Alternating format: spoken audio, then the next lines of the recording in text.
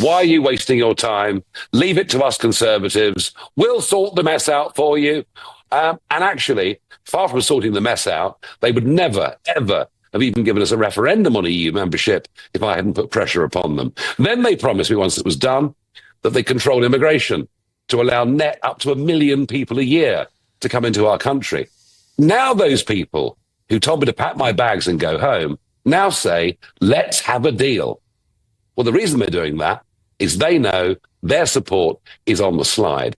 And if you look at places like Wales, where you see we're now over 12 points ahead of the Conservatives, they fear that when voters see that actually Reform is the credible party of opposition against Labour, they fear their poll numbers could collapse. So when it comes to doing a deal with people that in 2019 I trusted and gave a pass to, and who let me down and the country down, no thank you very much indeed.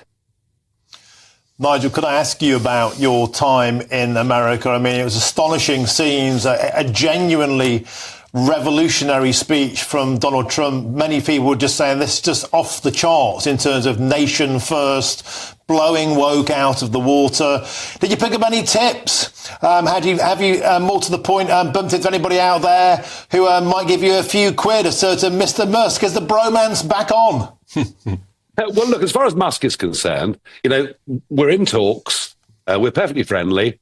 We have different views on some things, but Martin, I don't get pushed around by anybody, not even the richest man in the world. I know what I believe in. I know what my principles are. We're on good, friendly terms. What was really interesting with that big speech that Trump gave, and what an amazing speech it was, uplifting, positive, about nation, about family, about community, about law and order. What was remarkable is I then reread the Reform UK contract with the people from the last general election. So many issues on which we're aligned with Trump and which the American people have just voted for in large numbers. And I think they're going to begin to do that here. Hi, everyone. Could Reform UK really become the largest party at the next general election? Could Nigel Farage actually end up as Prime Minister?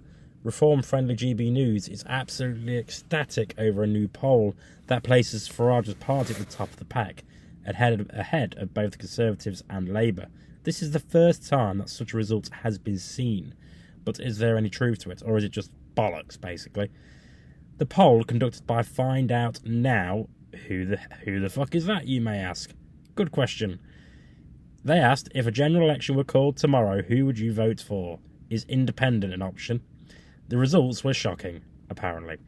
26% of people said that they would vote for Reform UK, 23% backed the Conservatives for some fucking reason, and 22% supported Labour. According to their seat model, this would result in New Reform UK becoming the largest party in Parliament with 190 MPs, Labour in second with 161, and the Conservatives in third with 141. This hypothetical scenario would force a hung Parliament, likely leading to a Reform-Conservative alliance to govern.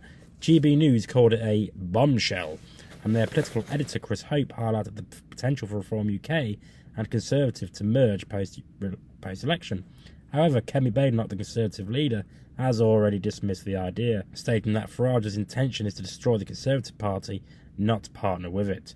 Now, I have several concerns about this poll. First, who the fuck funded it?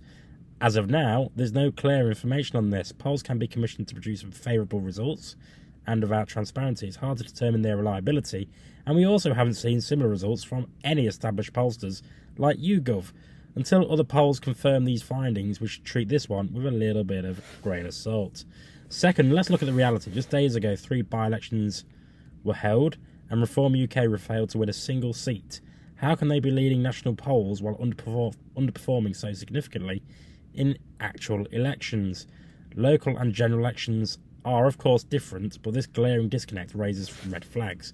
Thirdly, this poll reflects opinions right now, not in the future. This general election is likely to be years away, and much will change before then. Leadership, Keir Starmer might become good, you never know. I fucking doubt it, but you never know. By 2028 and 29, like I said, Keir Starmer and Kemi Badenoch may not even be leading their parties. Well, if the Conservatives' history is anything to go by, we won't see her for very long.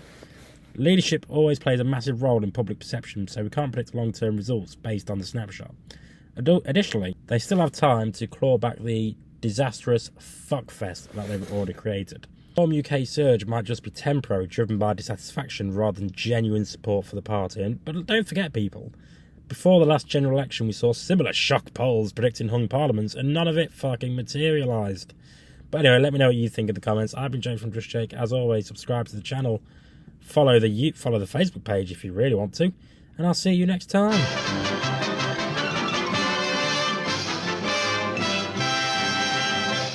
You actually made it to the end of the video. If you would like to subscribe to the channel, which, why haven't you already, is somewhere over there. And also, if you want to watch more videos, also check out over there. I've been Jake from Just Jake. See you later.